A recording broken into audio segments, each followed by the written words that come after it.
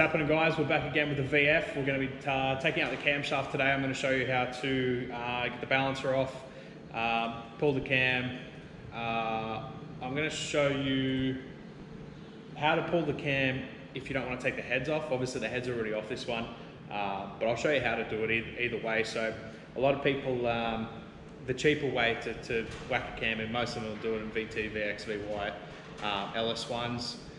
Just those cheaper cars where you just want that cam noise, you know, you're not bothered about longevity or doing it properly. It's up to you guys. That's not how we do it here, but I'll show you how to do it that way, as well as what you need to do to be able to strip the cam out so you don't drop lifters into the bottom of the engine, then you got to pull the sump off or stick a magnet down there and hope for the best. So, gonna get stuck in now and let's get to it. Alright, first things first, going to be getting this balancer out of the way. I have a tool here somewhere that should be able to do that one. Alright.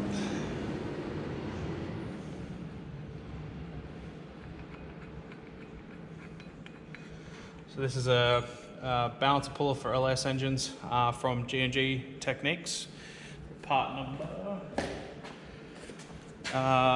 GGT 180. I use this for just about every LS. The only thing it won't pull is underdrive pulleys because they don't have the 3-spoke balancer type. They actually have a bolt-in type, which then you'll need. If you're going to pull a underdrive kit, I don't know how well that's going to focus or even be able to see it. There you go. Come on. SP67037. That's the kit you'll need if you want to pull an underdrive set with bolts.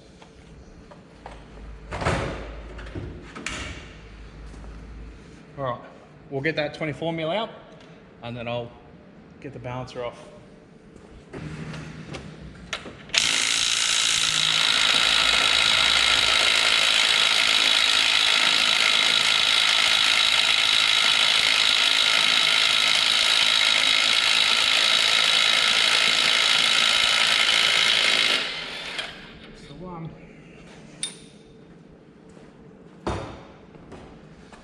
Alright, pressure on that. So I'll put this down here.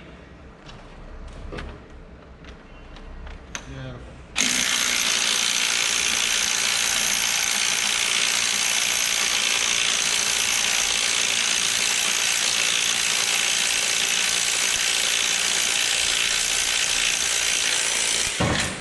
That's it.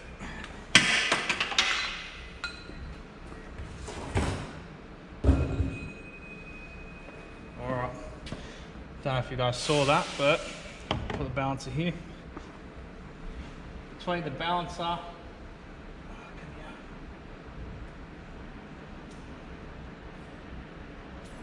kick it out. Between the balancer and the, I think it'll be the lower timing gear it presses against, there's a shim. Looks like it's probably only like a 1/1000 shim.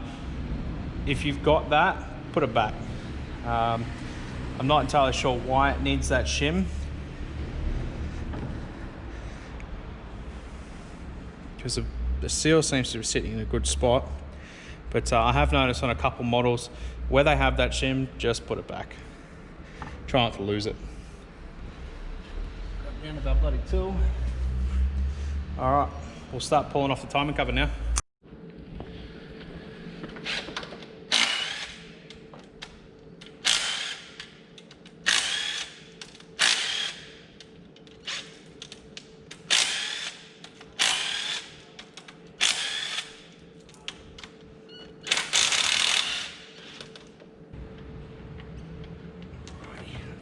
That's the last bolts.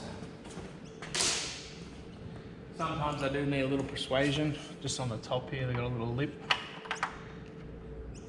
That's it. A wiggle and a pull. Not too bad, it's pretty clean, this engine. Alright.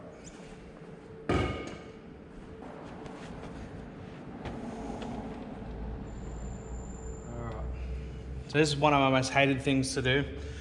It's so tedious and time consuming to get the friggin' lower, the pickup from the pump. There's a 10 mil that you can get a ratchet spanner to for like the first couple of turns, and then the ratchet spanner starts to kick on an angle as the bolt comes out.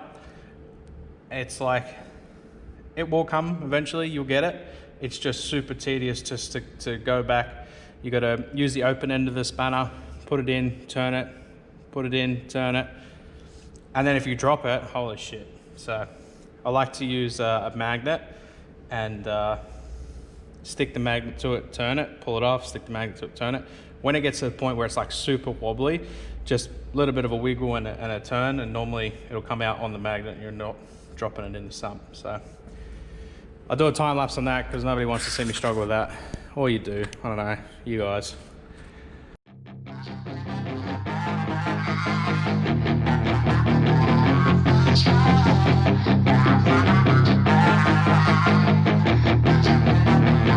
Yeah, she's got some nice long hair, and you know that she's a bad chick. All the boys stare, can't help it, it's a habit. Clothes that she wears, short skirt and a jacket. I just wanna get her all alone on a mattress. I just wanna have it, I just gotta have it. Rumors all around say her body is fantastic.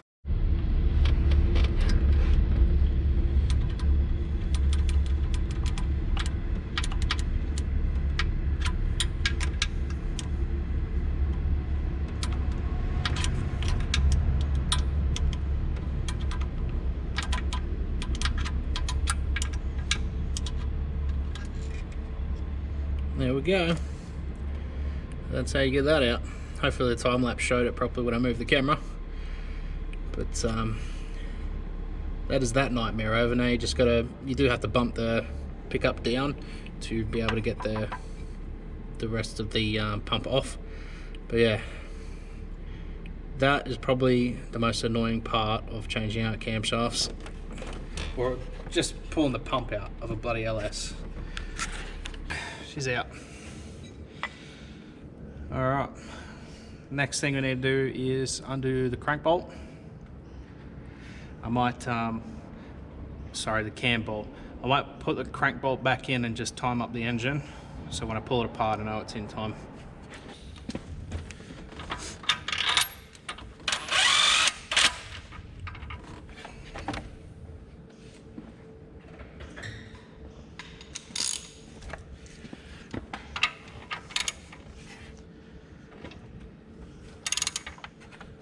Oh, I think the car's in gear.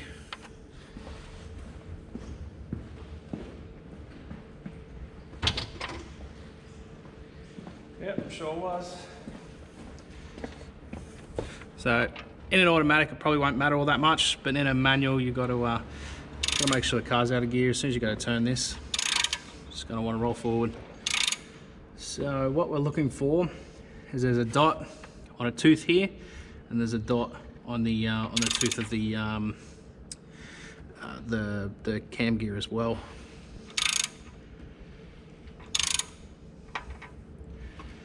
We should be coming around to line it up there. Right, a little bit past.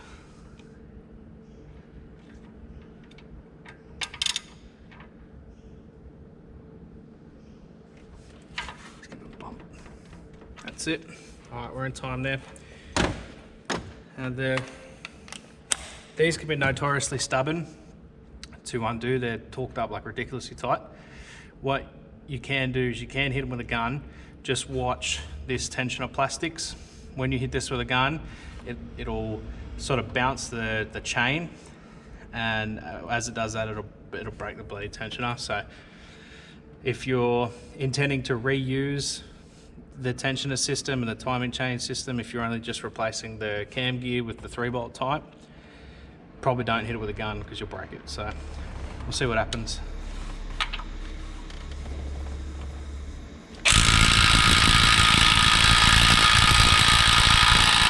Nah, all right, sweet.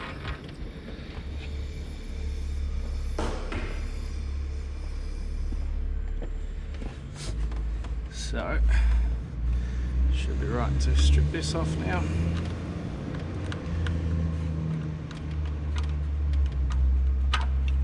That's it. All right, and that is the timing gear. This is a it's a 4 trigger, a 4X trigger.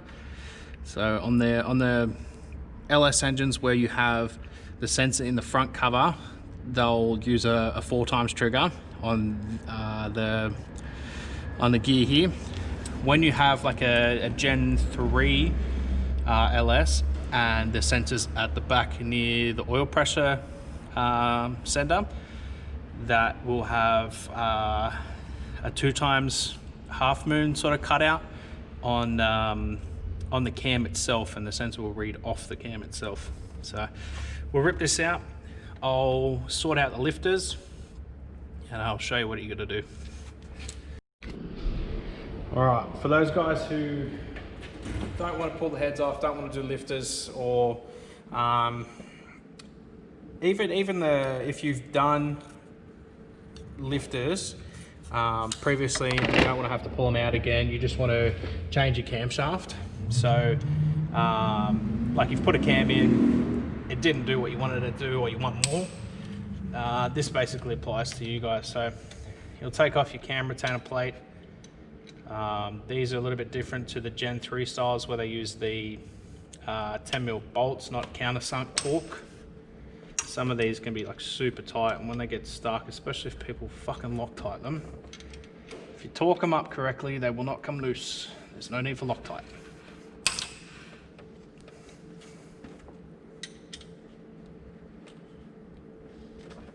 Alright, I'm gonna grab the gun to make this quicker.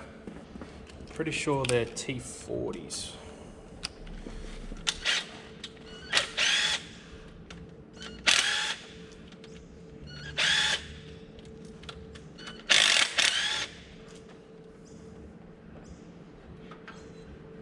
Alright, that's a machined, I don't know if it's, yeah, it'd have to be machined. So that's a machined surface as well as this, so they fit like perfectly flat.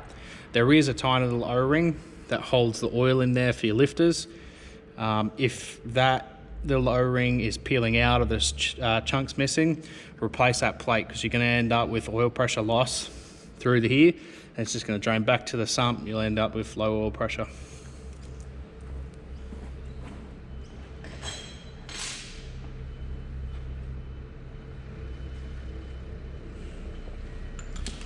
All right, at this stage, you gotta whack your bolt back in so it touches, and just use your hand, spin the cam over, try not to lose it out the back.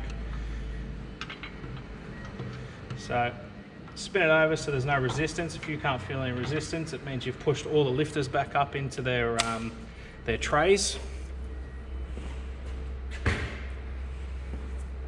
What you need to do now is with a lifter hold rod. I think Aeroflow and Rocket do those. You'll probably find BTR, like Brian Tooley Racing, have a tool as well. There's a rod that basically slips in this side and slips in that side. What that does, it goes and sits underneath all the rollers of the lifters and holds them up here. A lot of the time they'll stay where you want them to stay, but it's just not worth the risk of dropping one in there. So you can probably get away with I don't know, using like copper pipe from Bunnings, I suppose. You can get like a 10mm, probably a little bit small. I'm not sure what size the rod needs to be to get in there, but so if I chuck you guys down in there so you can actually see anyway. So in those, you should be able to get that there. Down in that hole there, the whole way across, that the lifters will protrude through there, as with that side. So if you're able to get a rod all the way down there, you'll be able to hold the lifters up, and then change your cam out without ruining your entire weekend. Because that if you drop a lifter in there and you're not able to get it, yeah, pull the motor out. So, all right, I don't need to do that. I don't want to do that. I'm going to pull all the buckets now, pull the lifters out, and then I'll show you how to get the cam out of a VE VF body. Alright, trying to sort out the best angle for this so you're able to see exactly what I'm doing, but with the setup I've got at the moment, the tripod and the bloody GoPro, it's not wanting to cooperate how I want it to. Oh, that should be good enough. You'll get the gist of it. So we'll take this bolt out now. Just move forward a little bit. All right.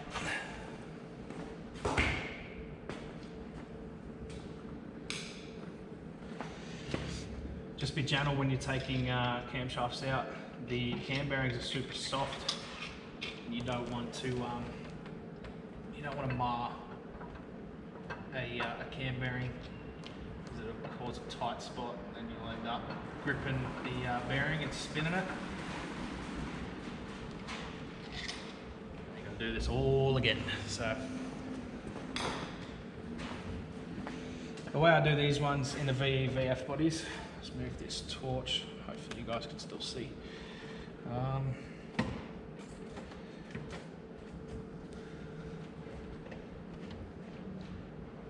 Sit there. You're not going to sit there, are you? Pain in the ass. Yeah, that should work. Right. So in the VFs, if the AC is still good and you don't want to drop it, what you need to do is just get your radiator and fans out of the way. You want to have your condenser just sitting loosely. There should be enough play in the lines for the condenser to be able to scoot it up. That's it. Just get it up and out the way. It'll sit there. And you can pull the shaft through. Come on.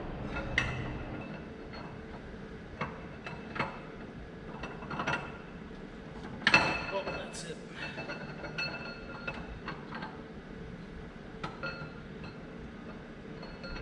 We'll have to get in there and inspect the bearing after that one.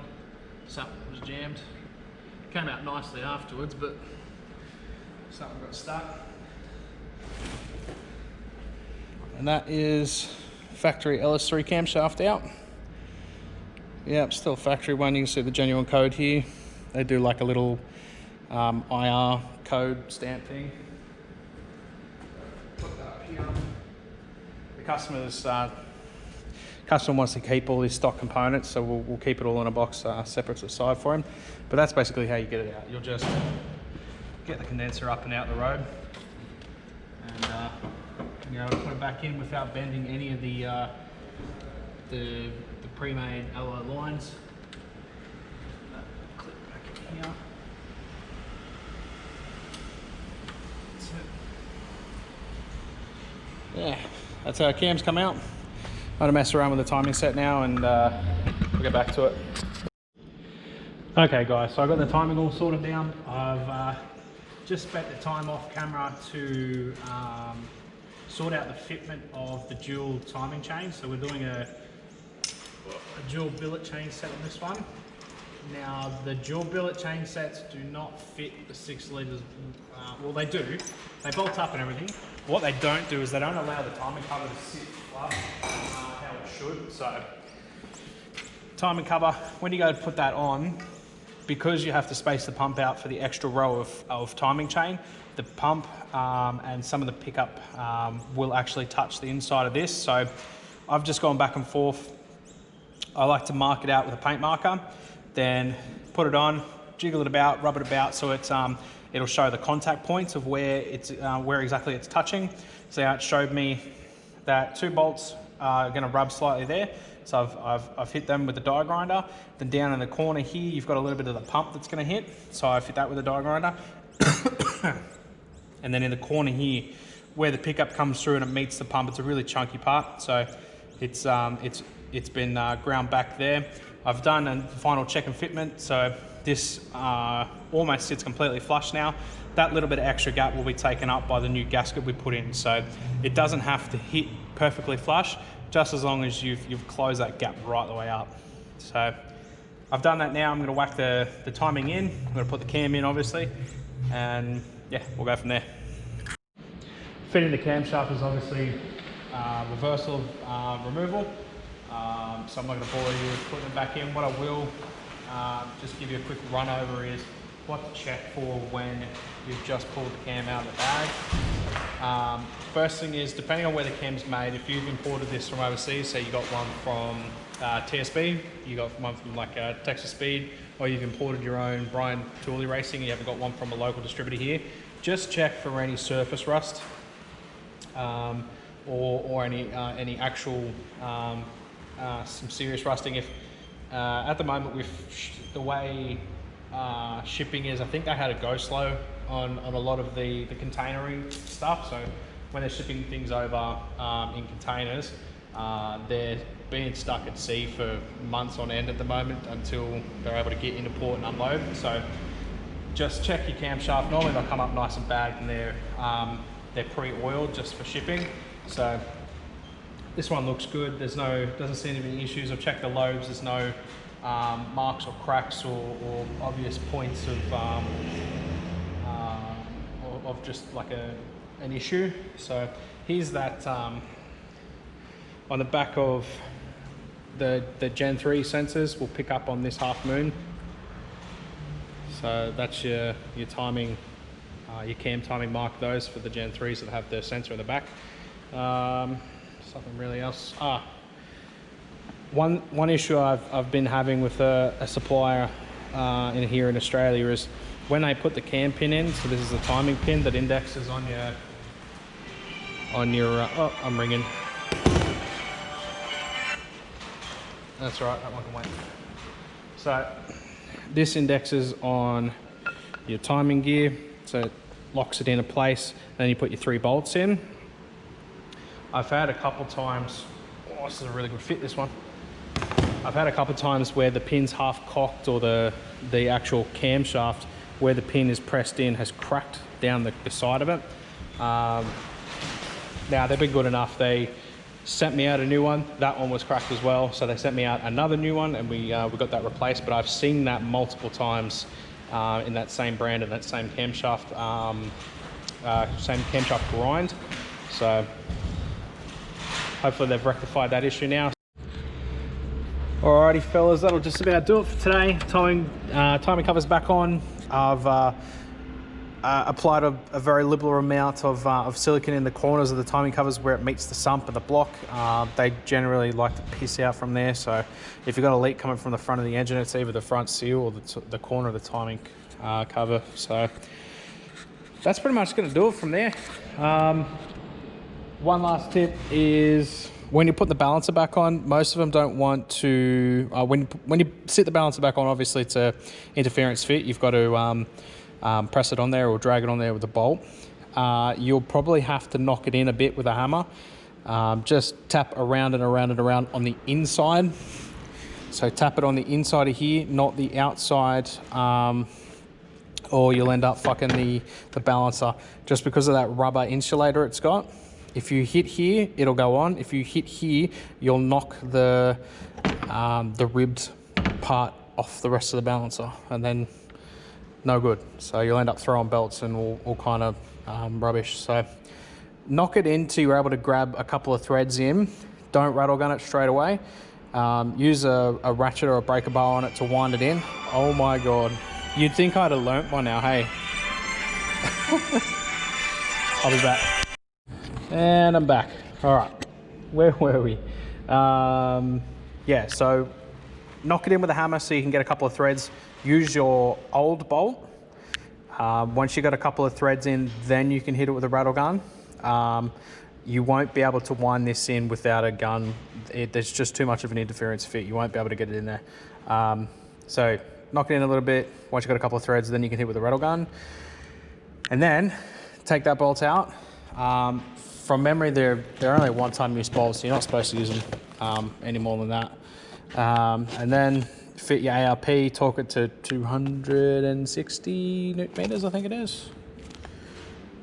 I can't remember what it is. Don't quote me on that. If I remember, I find the specs, I'll put it here, or not there. I'll put it here because that's white. You know what I mean? All right. Thanks for checking out this one, guys. I hope you're enjoying the series, and we'll see you in the next one.